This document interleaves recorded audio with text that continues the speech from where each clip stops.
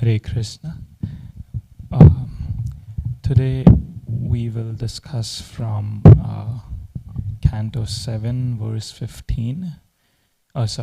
Canto 7, chapter 15, verses 22 to 25.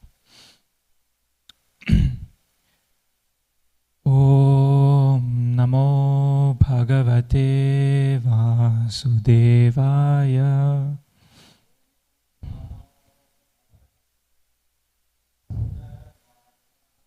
Om Namo Bhagavate Vasudevaya.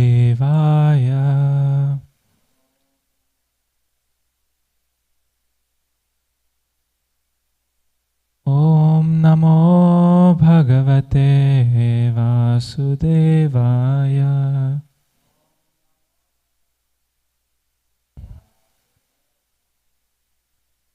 Together, please. Narayanam namaskritya naram chaiva narottamam devim saraswatim vyasam tato jaya udirayet nashtaprayeshva bhadreshu nityam bhagavata sevaya bhagavatyuttama shloke bhaktir bhavati nestiki.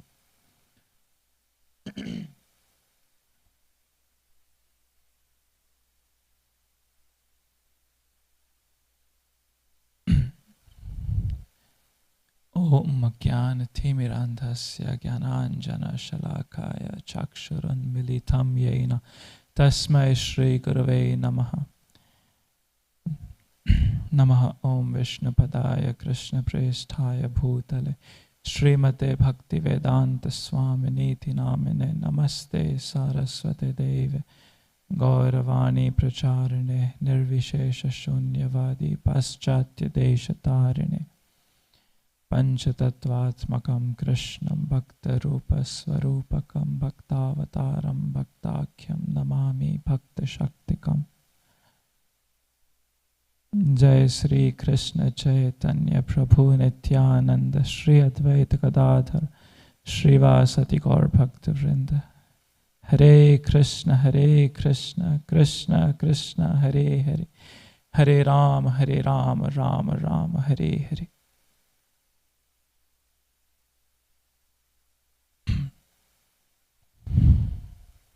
So we're looking at 7:15:22. Before this, last week as we discussed, Narad Muni is instructing Maharaj Yudhishthir, and he, in the previous verses, he explains the 5 types of irreligion, which is cheating religion, concocting your own religion, your own ideas, accepting an idea of religion from an unauthorized person, and so on. So there are 5 types of irreligion that he discusses, and then he concludes that original real religion comes from God himself, dharmam tu sakshat bhagavat pranita. Bhagavan himself sets the rules or the principles of real religion. And then he also discusses how to avoid over-endeavor and aim to cultivate inner satisfaction. So these are the topics he discussed previously. Now in the verses that we will discuss today, which is 22 to 25, in these 4 verses, Narad Muni now comes to the point of working on unwanted habits and qualities in our hearts. Anartha nivritti, right? The process of devotional service, the 4th step, a very important step, is anartha nivritti, which is getting rid of unwanted habits, qualities, activities which hinder our advancement in bhakti. So Narad Muni lists down several common unwanted qualities and habits, and then he gives practical advice on how do we conquer these.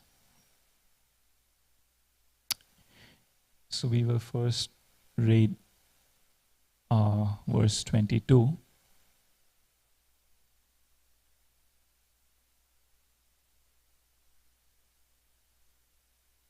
open the Sanskrit, please.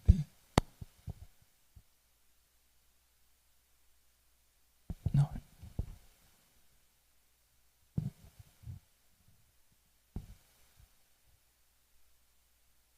Thank you. Please repeat. Asankalpa jayet kamam krodham kama vivarjanat arthanarte kshaya lopam bhayam tattvavamarsanat. Asankalpa jayet kamam krodham kama vivarjanat arthanarte kshaya lopam bhayam tattvavamarsanat. Please chant. Sankalpa jayet kamam krodham kamam vivarjanat arthanarte kshaya lopam bhayam tattvavamarsanat. Asankalpa jayet kamam krodham kamam vivarjanat arthanarte kshaya lopam bhayam tattvavamarsanat. Asankalpa jayet kamam krodham kama vivarjanat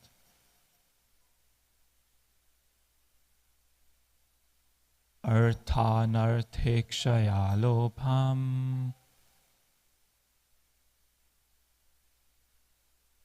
bhayam tattvavamarsanat. Synonyms together, please. Asankalpat, by determination. Jayet, one should conquer. Kamam, lusty desire. Krodham, anger. Kama vivarjanat, by giving up the objective of sense desire. Artha, accumulation of wealth. Anartha, a cause of trouble. Ikshaya, by considering. Lobham, greed. Bhayam, fear. Tattva, the truth. Avamarsanat, by considering. Translation by His Divine Grace, A.C. Bhaktivedanta Swami Srila Prabhupada Ki Jai. By making plans with determination, one should give up lusty desires for sense gratification. Similarly, by giving up envy, one should conquer anger. By discussing the disadvantages of accumulating wealth, one should give up greed. And by discussing the truth, one should give up fear.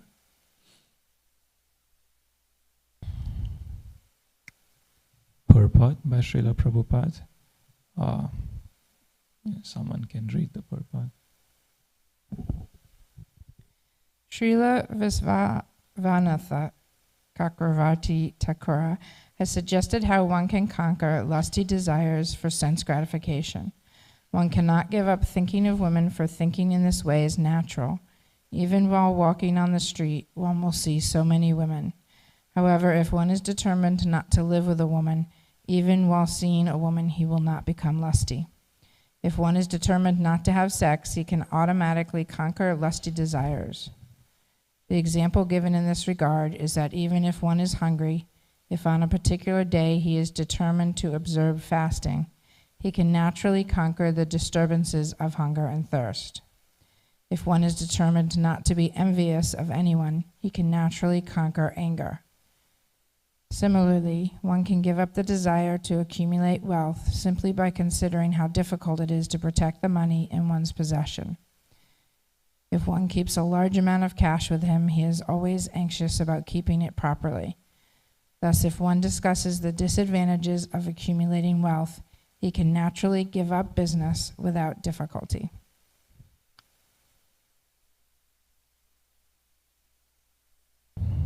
So here, Narad Muni has listed a few things, a few unwanted habits, and how can we overcome them.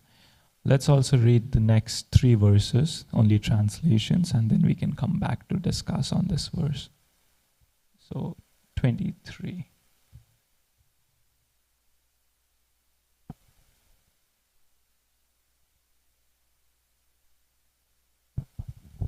By discussing spiritual knowledge, one can conquer lamentation and illusion. By serving a great devotee, one can become prideless. By keeping silent, one can avoid obstacles on the path of mystic yoga. And simply by stopping sense gratification, one can conquer envy.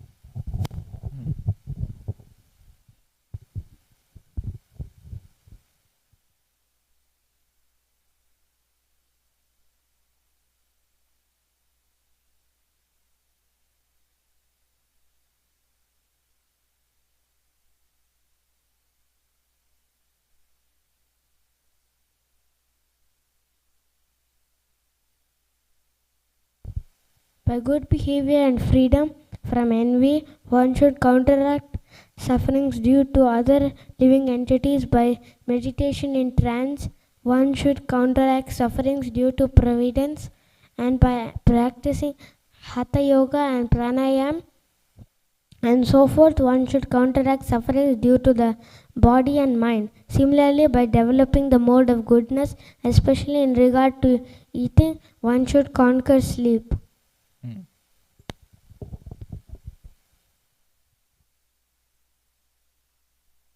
One must conquer the modes of poison and ignorance by developing the mode of goodness, and then one must become detached from the mode of goodness by promoting oneself to the platform of Shuddha Sattva. All this can be automatically done if one engages in the service of the spiritual master with faith and devotion. In this way, one can conquer the influence of the modes of nature. Wonderful. Thank you. So coming back to verse 22. As you see, in 22 to 25, Narad Muni mentioned so many things and how do we conquer these unwanted lower habits and qualities and activities. So in this relation, on the topic of anartha nivritti, or getting rid of unwanted habits, Srila Prabhupada says in the purport of CC Madhya 23:13 that liberation from material contamination is called anartha nivritti, indicating a diminishing of all unwanted things. This is the test of development in devotional service. If one actually develops the devotional attitude, he must be freed from the material contamination of illicit sex, intoxication, gambling, and meat eating. These are the preliminary symptoms.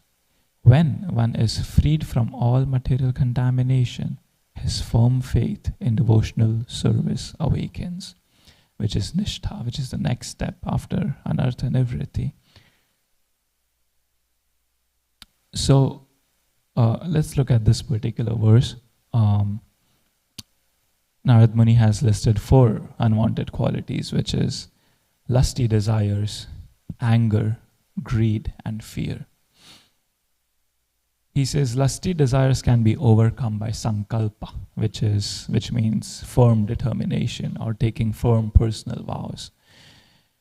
Srila Prabhupada says in the purport that if one is observing a fast, it's an example, if one is observing a fast, he can naturally conquer the disturbances of hunger and thirst. So he's hinting at the power of the mind, that if we set our mind on something, then it becomes really easy to control our senses and to remain fixed on something that we've decided to do. And sometimes it's surprising to see the power of the mind, because if we are asked randomly on a day not to eat or drink water, then we will be very much disturbed. But if we previously are determined for a few days that on this day I will not eat or drink any water, then when that day comes, it actually becomes much easier to follow that, because we have set our mind on that. We've contemplated on that. So that's what is meant by sankalpa. Lusty desires can be overcome by determination. If one is firmly determined that no matter what, I will not engage in lusty activities, then that really helps, as Prabhupada says in the purport. Now, lusty desires can be of many types, but the basic principle of lust in this material world is sexual desire. It's the most potent or the most powerful form of lust. And therefore, Vishwanath Chakravarti Thakur is speaking about that in the purport, where he says that lusty desires, first, one cannot give up the thinking of women, for thinking in this way is natural. However, if one is determined not to live with a woman, even while seeing a woman, he will not become lusty. So he's hinting at sexual pleasure, sexual desire. And in this regard, the Bhagavatam actually instructs both men and women. Because usually it is seen that such instructions are aimed at men, because men are the recipient of these instructions in those conversations. It is men speaking to men. Therefore, it is mostly addressed in a way that one should avoid female association. However, if we see, Bhagavatam has instructions for both men and women. 11, 14, 30, there is an instruction for men that Bhagavatam says, of all kinds of suffering and bondage arising from various attachments, none is greater than the suffering and bondage arising from attachment to women and intimate contact with those attached to women. And then Bhagavatam 3:31-42 addresses women. A woman therefore should consider her husband, her house, and her children to be the arrangement of the external energy of the Lord for her death, just as the sweet singing of the hunter is death for the deer.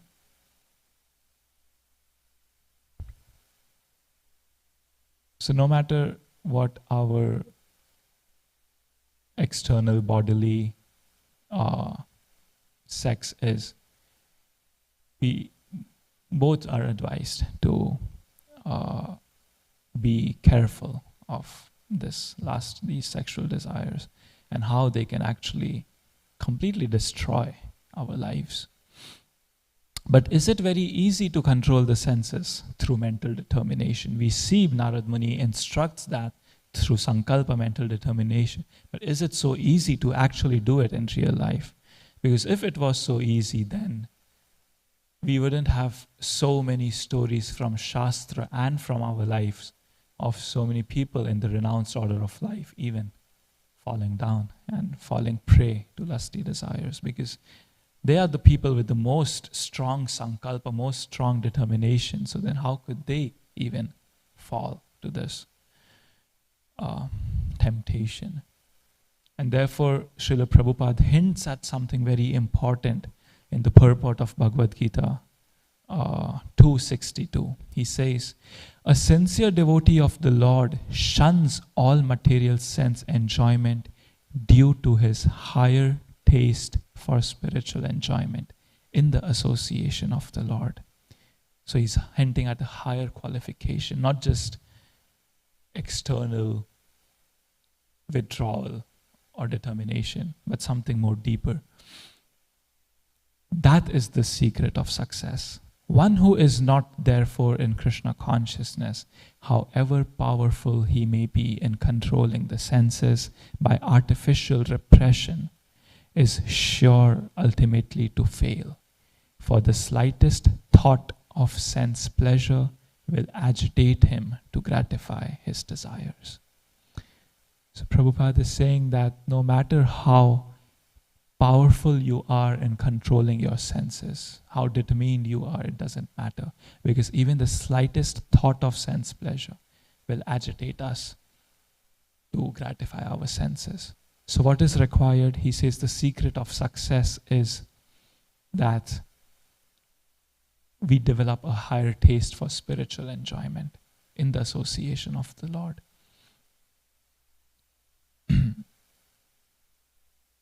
Bhaktisiddhanta Saraswati Thakur in one talk says something similar.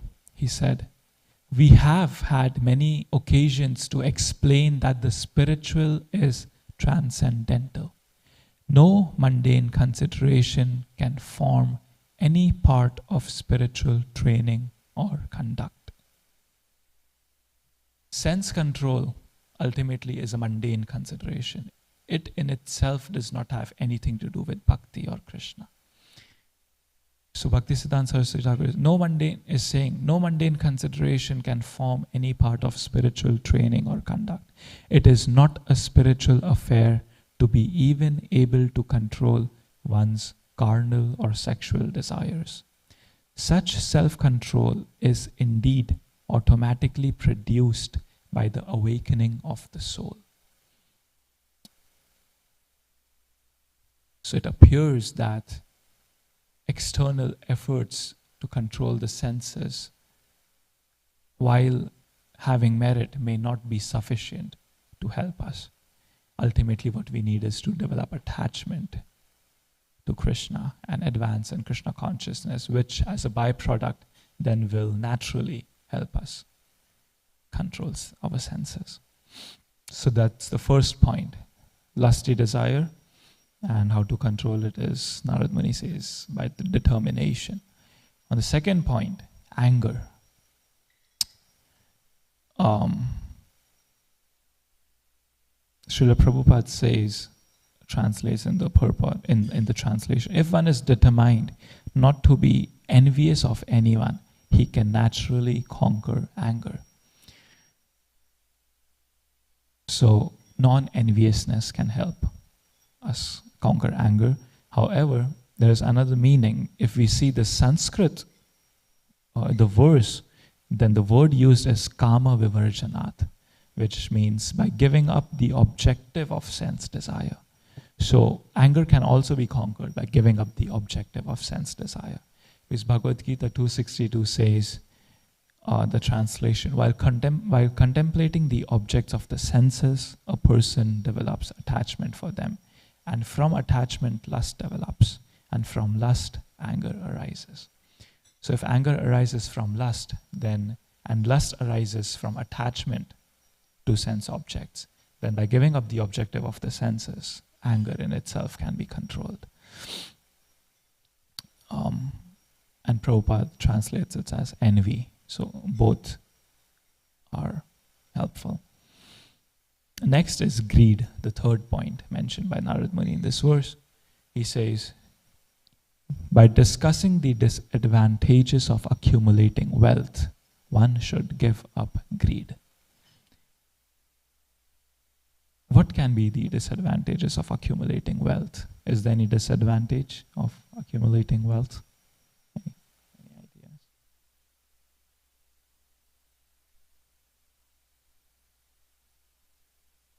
Yes, Rupa. Others can become envious of you and it is hard to keep. Yes, exactly. That is what Prabhupada says in the purport. If one keeps a large amount of cash with him, he is always anxious about keeping it properly. So if one has a lot of wealth, there is always this anxiety that it may go away. And it also attracts the envy, jealousy of other people. Also, in order to accumulate wealth, one can engage in sinful activities. So there are so many disadvantages to accumulating wealth. Therefore, by discussing these advantages that we discussed and realizing these disadvantages, one can give up greed for money and material possessions in general, by understanding that it can lead to so much trouble, which will actually lead us away from Krishna, which will distract our mind. What's the point? Wealth in itself is not actually wrong, because wealth is simply an opulence which can, if used properly, can also be a positive thing in spiritual life. Srila Prabhupada in Bhagavatam 5:14-12 purport, he writes, material wealth and opulence attained through previous pious activities can be fully utilized for one's benefit in this life and the next, if one is Krishna conscious. One should not try to possess more than he needs for the bare necessities. If one gets more than is needed, the surplus should be fully engaged in the Lord's service. That will make the conditioned soul, the world, and Krishna happy. And this is the aim of life. So what Prabhupada is saying is that over-endeavoring for accumulating wealth is not necessary, but somehow if due to one's own karma, one's own past deeds, he gets wealth, no problem, you can use extra, whatever is extra for the service of Krishna. That is actually the aim of life. And then the last point is fear. And Narad Muni says, by discussing the truth, fear can be overcome. The biggest fear in this material world is, what is the biggest fear? Death. And so, by discussing the truth, and not only the truth, but the absolute truth is necessary. So discussion of the absolute truth will help one overcome the biggest types of fear, which is death. Because by discussing the truths in the types of, in the form of who am I, what is my real identity, why am I in this world, who is the Lord, what is my relationship with the Lord. When we understand the answers to these questions, it opens a higher level of consciousness. It opens higher realizations, which then helps us overcome these lower fears and anxieties. So, through these 4 points, and even the points mentioned in the next verses, Narad Muni is hinting at different things we can do, different austerities, practices which we can do to overcome anarthas, unwanted habits, unwanted activities and qualities.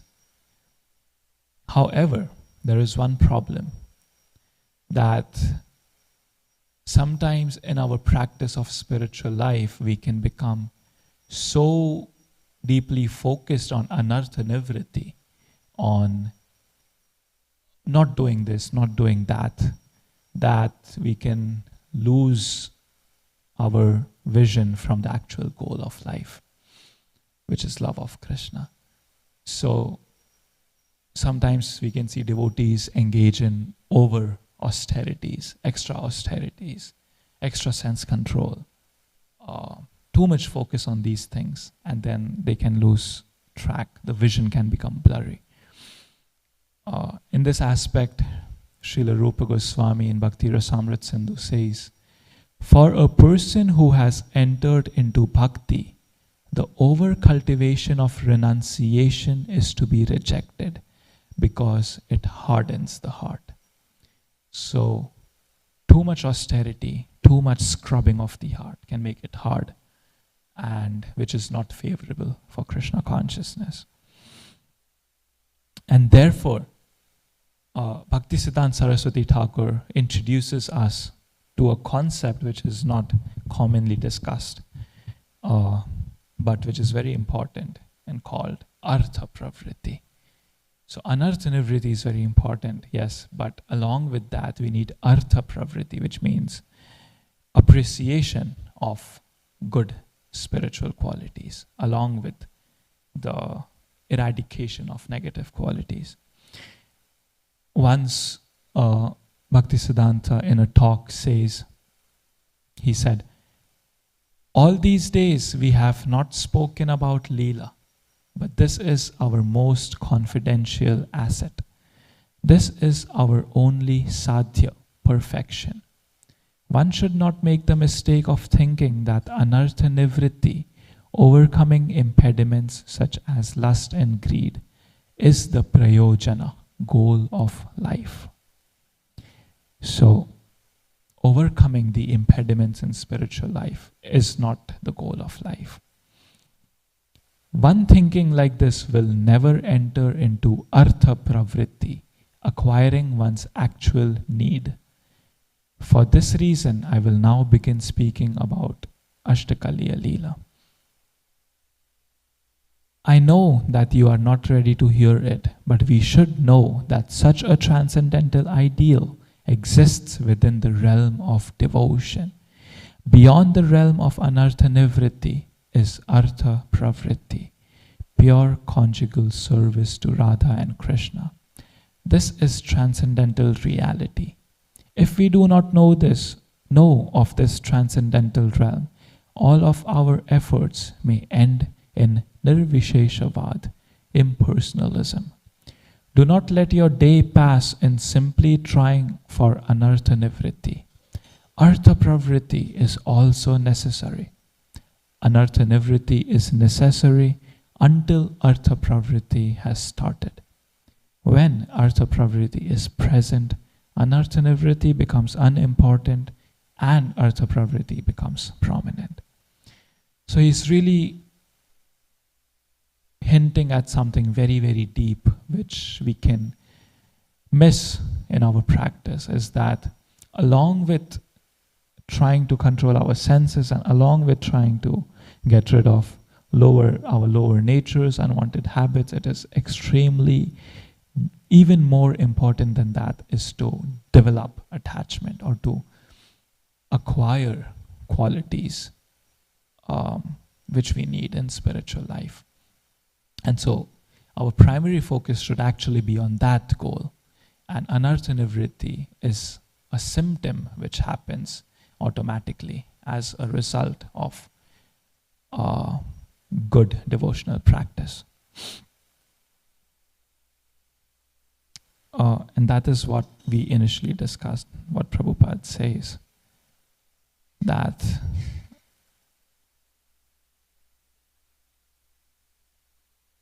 when one is freed of all material contamination, his firm faith in devotional service awakens.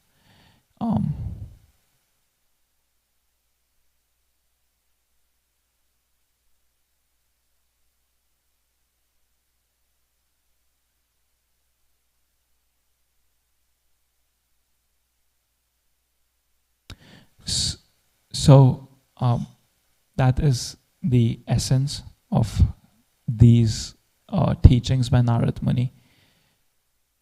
That is the essence of bhakti, the deeper understanding that along with these external practices, we should be focused on the goal. And through that, even the most fallen, most lusty person can actually develop deep attachment to Krishna. I will end by quoting a beautiful verse from Bhakti Rasamrit Sindhu by Rupa Goswami. He speaks about this one person who was extremely lusty, but through practicing devotional service, he naturally was able to overcome his lust. The translation is, Rupa Goswami says about this person, he was initiated into the ways of lust.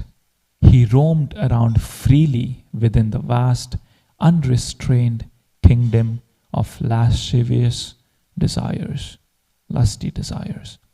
How amazing, while singing the glories of Lord Hari, that same person now exhibits tears in his eyes, and as soon as he sees an attractive woman, he feels repulsed while remembering his previous unwholesome desires.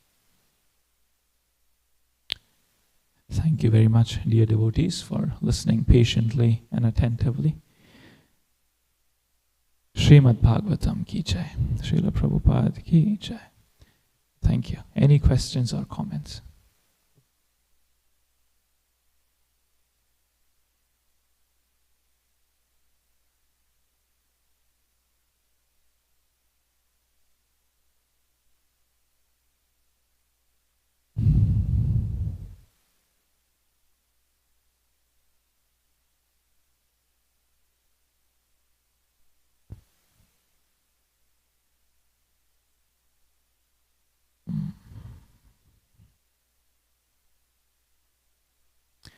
If not, we can end here early today. Thank you again for coming. Hare Krishna.